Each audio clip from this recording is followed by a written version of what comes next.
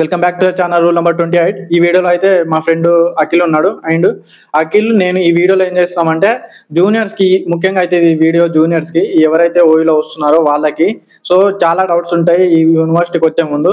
Like different types of hostels ఉంటాయి. So ఏ హాస్టల్లో ఎవరెవరు చదువుతారు, ఈ హాస్టల్లో ఏమైనా కొనుక్కోవాలంటే ఎక్కడికి వెళ్ళాలి, అండ్ ఇక్కడ ర్యాగింగ్ జరుగుతుందా లేదా అని ఒక చిన్న భయం అనేది ఉంటుంది మనకు. సో ఆ క్వశ్చన్స్ కూడా అడిగాను. అట్ ద సేమ్ టైం మన అఖిల్ ఏం చేశాడంటే బ్యాంకింగ్ కూడా ప్రిపేర్ అయ్యాడు. సో దానికి రిలేటెడ్గా నేను కొన్ని క్వశ్చన్స్ అడిగాను. సో ఎంతో కొంత మీకు యూజ్ అవుతుందని అనుకుంటున్నాను. లేట్ చేయకుండా వీడియోలోకి వెళ్ళిపో. అఖిల్, మన ఉస్మానియా యూనివర్సిటీకి వచ్చిన తర్వాత మనకి ఏదైనా కాస్మెటిక్స్ కానీ ఏవైనా కానీ మనకు అవసరం ఉన్నాయి, మనం ఎక్కడ కొనుక్కోవాలి అండ్ ఎక్కడ దొరుకుతాయి? మనకి టూ ప్లేసెస్ ఉన్నాయి. ఒకటి బస్తీ ఉంటుంది, ఇక్కడ మణికేష్ నగర్ నుంచి దగ్గర ఉంటుంది బస్తీ అనేది. అక్కడ మనకి అన్ని ఐటమ్స్ అవైలబుల్ ఉంటాయి. అది కాకుండా మనకి ఎన్సీసీ గేట్ ఉంటుంది, ఈ other side of the Osmania university gate. అది ఫ్రంట్ గేట్ అనుకుంటారు దాన్ని. అక్కడ మనకి అన్ని దొరుకుతాయి. బైక్ ఉంటే బెటర్. నేను అబ్జర్వ్ చేసింది ఏంటంటే ఇక్కడ హాస్టల్స్ కూడా నేమ్స్ ఉన్నాయి.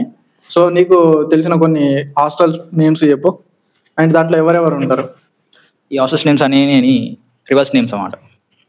సో మానేరు అనేది మన ప్రెసెంట్ హాస్టల్, ఇది ఒక రివర్ నేమే. సో మానేరులో ఎవరెవరు ఉంటారు? మానేలు మొత్తం ఇది సైన్స్ వాళ్ళకి ఉంటుంది, మొత్తం సెకండ్ ఇయర్ వాళ్ళకి, సీనియర్స్ వాళ్ళకి. అండ్ మనకి ఫస్ట్ ఇయర్ మనకి కావేరీ ఇచ్చారు. సో ఫస్ట్ ఇయర్ లో మనకి కావేరీ ఇచ్చారు. కావేరీ అనేది ఫస్ట్ మనకి అది ఓన్లీ ఆర్ట్స్ వాళ్ళది, అది ఒరిజినల్ గా. మనది మనకు వాళ్ళది ఉండేది క్రిస్టియన్ హాస్టల్ ఉండేది. మన యాక్చువల్ మన ఫస్ట్ ఇయర్ హాస్టల్ అయితే క్రిస్టియన్ హాస్టల్. కాకపోతే క్రిస్టియన్ హాస్టల్ డ్యామేజ్ అయింది కాబట్టి మనకి తప్పలేదు కాబట్టి ఆర్ట్స్ కాలేజ్ దాంట్లో మనకి కావేరీ హాస్టల్ ఉంటున్నాం. సో మనం కంబైన్ అయి ఉన్నాం. కాకపోతే కావేరీ హాస్టల్ ప్రజెంట్ ఉన్న వాళ్ళకి అవసరం లేదు. ఫస్ట్ ఇయర్ హాస్టల్కి మనకి దుందీబి అనేది కొత్త హాస్టల్ ఓపెన్ అయింది కదా. సో హాస్టల్ కూడా బాగుంది, మంచిగా. దుందీబి హాస్టల్ ఆల్రెడీ కట్టారు. ఫస్ట్ ఇయర్ వాళ్ళకి ఒకవేళ ఇస్తే దాంట్లో ఏమేమి ఫెసిలిటీస్ ఉంటాయి? అన్ని కొత్త హాస్టల్ కాబట్టి కొత్త బిల్డింగ్, చల్లగా ఉంటుంది, కూల్ ఉంటుంది. రీడింగ్ హాల్ ఉంది మనకి. ప్రజెంట్ అయితే మన కావేరీలో ఉన్నప్పుడు మనకి చాలా ఇబ్బంది పడ్డాం మన రీడింగ్ హాల్ లేకుండా చాలా మంది మనం అలా లైబ్రరీకి వెళ్ళడం అనేది చాలా లాంగ్ అయిపోయింది. కాకపోతే మనకి అంత అవసరం లేదు ఇప్పుడు. దుందీబి వాళ్ళకి మంచిగా రీడింగ్ హాల్ ఉంది, పెద్ద ఓపెన్ ప్లేస్ కూడా చాలా ఎక్కువ ఉంది. దాంట్లో జిమ్ ఏమైనా ఉన్నదా? జిమ్ కూడా మనకి పెట్టారు. ఇంకా ఎక్విప్మెంట్ ఇంకా రెడీ కాలేదు, 100,000 ఉంది, వస్తుంది మనకి. ఈ జిమ్ ఉంది, రీడింగ్ హాల్ ఉంది, మనకి ఇంకా కావాల్సిన ఇంకేముంది. సో నాకు ఫస్ట్ స్టార్టింగ్ లో వచ్చినప్పుడు ఏమనిపించింది అంటే ఆర్ట్స్ కాలేజ్ ఉంది కదా మనది, మెయిన్ మన ఈ ఉస్మానియా యూనివర్సిటీకే ఒక అందాన్ని తీసుకొచ్చేది ఆర్ట్స్ కాలేజ్. అండ్ ఎవరైనా కానీ ఉస్మానియా క్యాంపస్ అంటే ఆర్ట్స్ కాలేజ్ అని అనుకుంటారు. బట్ నాకు తర్వాత తెలిసింది ఏంటంటే, నేను ఫస్ట్ జాయిన్ అయిన తర్వాత ఉస్మానియా యూనివర్సిటీలో చదువుతానంటే ఆ ఆర్ట్స్ బిల్డింగ్ లోనే చదువుకుంటా అని అనుకున్నాను. తర్వాత తెలిసింది మాకు సపరేట్ డిపార్ట్మెంట్స్ ఉన్నాయి సైన్స్ వాళ్ళకు అని. కాకపోతే ఓన్లీ ఆర్ట్స్ అనేది ఆర్ట్స్ వాళ్ళకే ఉంటుంది. సైన్స్ అంటే మనకి సపరేట్గా బిల్డింగ్స్ ఉన్నాయి కదా అటు సైడ్. యూనివర్సిటీ ఆఫ్ సైన్స్ అనేది సపరేట్ డిపార్ట్మెంట్ మనకి యూనివర్సిటీ అది. అఖిల్, ఉస్మానియా యూనివర్సిటీలో సీట్ కొట్టినావు కదా, సో ఇప్పుడు నీ ఎక్స్పీరియన్స్ ఎలా ఉంది ఉస్మానియా యూనివర్సిటీలో? యాక్చువల్గా ఎన్విరాన్మెంట్ చాలా బాగుంది. ఇక్కడికి వచ్చినాక చాలా మారింది. నేనే చేంజ్ అయ్యాను first of all. So Akhil, మనకు తెలిసిందే మనం ఉస్మానియా యూనివర్సిటీలో సీట్ కానీ లేకపోతే మన తెలంగాణలో ఉన్న టాప్ 10 యూనివర్సిటీలలో, గవర్నమెంట్ యూనివర్సిటీలో మనకు సీట్ రావాలంటే ఖచ్చితంగా మనం సిపి గేట్ అనేది రాయాలి. సో మనం సిపి గేట్ రాయాలంటే మనము ఎలా ప్రిపేర్ కావాలి అండ్ నువ్వు ఎలా ప్రిపేర్ అయ్యావు? జస్ట్ మనం యూనిఫైడ్ బుక్స్ ఉంటాయి కదా మనకి, degree unified books. Okay. So ఆ 6 బుక్స్ ఉంటాయి మొత్తం టోటల్గా. మనకి పోటీకి వెళ్ళినా కానీ మనకి అవైలబుల్ ఉంటాయి. మనకి ఓల్డ్ బుక్స్ ఉంటాయి అండ్ న్యూ బుక్స్ ఉంటాయి. యూ కెన్ ప్రిపేర్ అవుతూ దాంతోపాటు తెలుగు అకాడమిక్ బుక్స్ కూడా మేము ప్రిపేర్ అయితే it will be useful for సరిపోతుంది దాన్ని. సో అఖిల్, ఇప్పుడు మన జూనియర్స్ ఇక్కడ సీట్ కొట్టారు. సో వాళ్ళు ఏ డిపార్ట్మెంట్ అయినా కానీ, ఫిజిక్స్ కానీ, కెమిస్ట్రీ కానీ, జువాలజీ కానీ, బాటనీ కానీ, what ever may be department, but వాళ్ళు ఇక్కడికి వస్తున్న ముందు ఎంతో కొంత సబ్జెక్ట్ గురించి వాళ్ళు ఎలా ప్రిపేర్ అయ్యి రావాలి. సో ఇక్కడ వాళ్ళు ఎలాంటి ఇబ్బందులు ఫేస్ చేయకుండా ఉండాలంటే ఏం ప్రిపేర్ అయ్యి వస్తే బెటర్? వాళ్ళు ఆల్రెడీ సిపిగేట్ ఎగ్జామ్ రాసి ఉంటారు. సో డిగ్రీ బుక్స్ ఆల్రెడీ త్రోట్ చేసి ఉంటారు. సో దాంతోపాటు సిపిగేట్ ప్రిపేర్ అయిన బుక్స్తో పాటు ఇంకేం extra books, Telugu Akademi books చదువుకుంటే that will be the more than enough. Basics అనేవి నీకు డిగ్రీ బుక్స్ అనేవి కూడా బేసిక్స్ ఉంటాయి. దాంతోపాటు ఇంటర్మీడియట్ బుక్స్ అయినా స్కూల్ బుక్స్ చదివినా కానీ it will be not more. నేను కూడా ఇక్కడ వచ్చే జూనియర్లకు నేను ఏం చెప్తున్నానంటే, మేబీ ఇక్కడ కాదు ఎక్కడైనా సరే మీరు కాలేజీలోకి ఎంటర్ అవుతున్నారంటే ఎంతో కొంత బేసిక్స్ అనేటివి నేర్చుకొని రండి. మేబీ అవి ఫార్ములాస్ కావచ్చు, లేకపోతే కొన్ని కాన్సెప్ట్స్ కావచ్చు. సో దానివల్ల ఏమవుతుందంటే మీరు క్లాస్లో కొద్దిగా మీకు యాక్టివ్గా ఉంటారు. And at the same time ఏమైనా క్వశ్చన్స్ అడిగితే మీరు ఆన్సర్ చేయగలుగుతారు. సో అఖిల్, మన యూనివర్సిటీలో ఏమేమి ప్రోగ్రామ్స్ జరుగుతాయి? లైక్ డిపార్ట్మెంట్లో కానీ, లేకపోతే ఫ్రెషర్స్ కానీ, ఫేర్వెల్ కానీ, ఇలా ఎన్ని టైప్స్ ఆఫ్ ప్రోగ్రామ్స్ జరుగుతాయి అండ్ ఎప్పుడెప్పుడు జరుగుతాయి? సో మనకి కాలేజ్ స్టార్ట్ కాగానే మనకి ప్రోగ్రామ్స్ అంటూ ఏమి ఉండరు. జస్ట్ మనకి సీనియర్స్ మనకి ఐసీ తీసుకుంటారు. ఐసీ తర్వాత మనం వాళ్ళకి టీ పార్టీ ఇస్తాం. టీ పార్టీ ఇచ్చినాక మనకి వాళ్ళకి ఫ్రెషర్స్ ఇస్తారు. దాని తర్వాత మనకి ఫ్రెషర్స్ తర్వాత కల్చరల్ యాక్టివిటీస్ ఉంటాయి, కొంచెం గేమ్స్ ఉంటాయి, యాన్యువల్ డే ప్రోగ్రామ్స్ ఉంటాయి మనది. యాన్యువల్ డే ప్రోగ్రామ్స్ అయిపోయినాక మనకి తర్వాత ఫేర్వెల్ ఉంటాయి, చిన్న ట్రెడిషన్ డే పార్టీ కూడా ఉంటుంది మనకి. సో ఇలాంటి చాలా యాక్టివిటీస్, చాలా ప్రోగ్రామ్స్ మనకి ఈ యూనివర్సిటీలో మనకి ఉంటాయి. మనకి చాలా experience, lot of more experience మనం ఎంజాయ్ చేయగలం. So it lot of fun and study కూడా ఉంటుంది. సో నాకు టీ పార్టీ గురించి చెప్తావా? అది ఎవరికి ఇవ్వాలి అండ్ దాంట్లో ప్రాసెస్ ఏంది? టీ పార్టీ ఫస్ట్ మనకి ఐసీ తీసుకుంటారు. సీనియర్స్ మనకి ఇంటరాక్షన్ ప్రోగ్రామ్ జరుగుతుంది ఐసీ అంటే. సో మనకి వాళ్ళకి ఇంట్రడక్షన్, వాళ్ళు మన ఇంట్రడక్షన్ తీసుకొని జస్ట్ ఇట్స్ లైక్ అండర్స్టాండింగ్. అప్పుడు మన గురించి మనకు అండర్స్టాండింగ్ చేసుకోవడానికి interaction between juniors and seniors. అది అయిపోయిన తర్వాత మనకి టీ పార్టీ సీనియర్స్కి మనం ఇచ్చే ట్రీట్ లాంటిది. ఇట్స్ లైక్ జూనియర్స్ సీనియర్స్కి మనకు ఒక టీ పార్టీ లాంటి ఒక చిన్న ప్రోగ్రామ్ ఇస్తుంది. ఇది కూడా చిన్నపాటి ఇంటరాక్షన్. ఇదేంటంటే జూనియర్స్కి సీనియర్స్కి బాండ్ చేయడానికి ఎక్కువ తీసుకుంటాం అంటే టీ పార్టీ. చాలా మందికి ఉస్మానియా యూనివర్సిటీ అంటే పెద్ద యూనివర్సిటీ, మరి దాంట్లో ర్యాగింగ్ ఉంటుందా అనే చిన్న భయం ఉంటుంది ఎక్కడో ఒక కాడ, ఏదో ఒక పాయింట్లో. సో నీ ఎక్స్పీరియన్స్ ఏంటి? ఇక్కడ నిజంగానే ర్యాగింగ్ ఉందా లేదా? నేను కూడా ఫస్ట్ నేను వచ్చినప్పుడు నేను కూడా అనుకున్నా ర్యాగింగ్ ఉంటుందేమో అని, కానీ ఇక్కడ లేదు. అది గుడ్ థింగ్ అని అనుకుంటున్నా. లేదు, యాజ్ చెప్పాలని ఇంకా ర్యాగింగ్ కాకుండా ఇంకా మంచి బాండింగ్ ఉంది సీనియర్స్ వాళ్ళతో. యాక్చువల్గా ఇప్పుడు కూడా సీనియర్స్ వెళ్ళిపోయారు కానీ వాళ్ళతో ఇంకా టచ్లో ఉంటాం, మంచిగా ఇంటరాక్షన్ ఉంటుంది.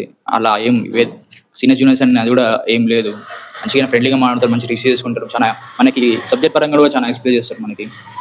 ఏదో చాలా ఇట్స్ లైక్ ఏ బాండింగ్, చాలా బాండ్. ఉస్మానియా యూనివర్సిటీలో చిల్గా ఆడడానికి కొన్ని ప్లేసెస్ చెప్పు. ఫస్ట్ మనకి వచ్చేది అంటే ఆర్ట్స్ కాలేజ్. ఆబ్వియస్లీ మనకి ఆర్ట్స్ కాలేజ్ అనేది చాలా చిల్ ప్లేస్ అనమాట. అందరూ వస్తారు, బయట వాళ్ళు ఆటర్స్ కూడా వస్తారు మనకి. దెన్ ల్యాండ్స్కేప్ అనేది నేను ఫస్ట్ టైం చూసినప్పుడు చాలా వావ్ అని ఫీలింగ్ వచ్చింది అనమాట. Then we can have oxygen park కూడా ఉంది మనకి ఇక్కడ. అది కూడా చాలా మొత్తం అడవి లెక్క ఉంటుంది.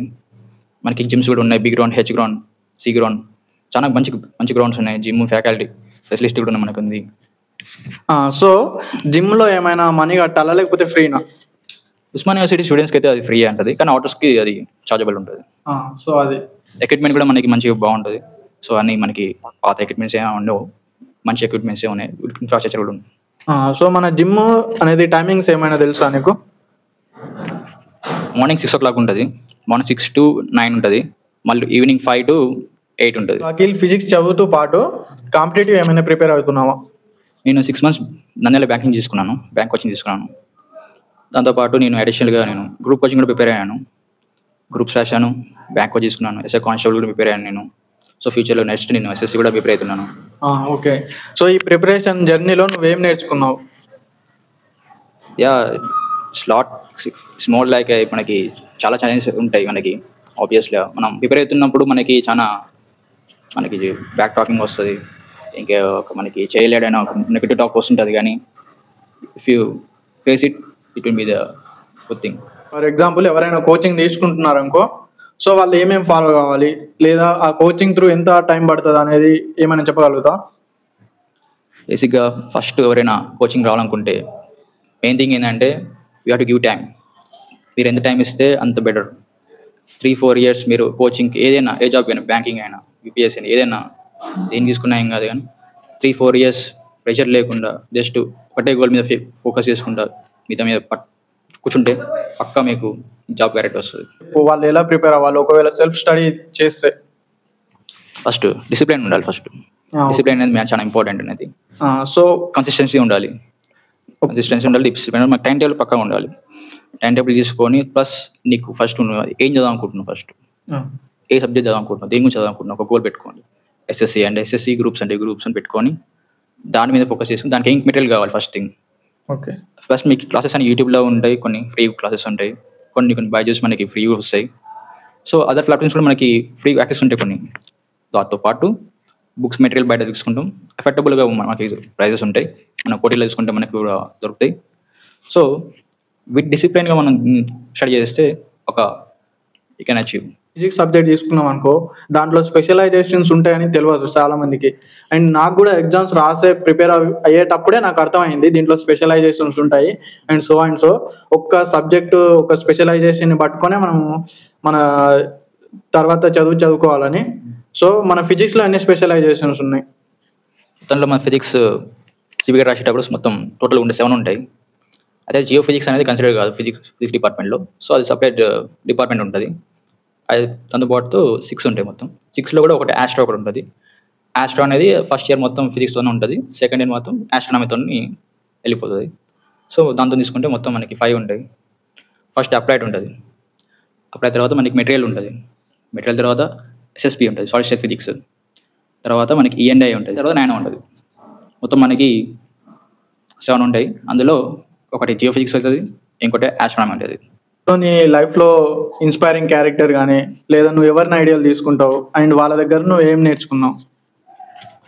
నా ఐడియల్ ఆబ్వియస్లీ అందరికీ ఇష్టమైన fan Virat Kohli. So hard working and discipline అనేది 2 బాగా ఇష్టం అన్నమాట. సో అవి ఎప్పుడు కూడా నాకు చాలా బాగా తీసుకోవాలని అనిపిస్తుంది.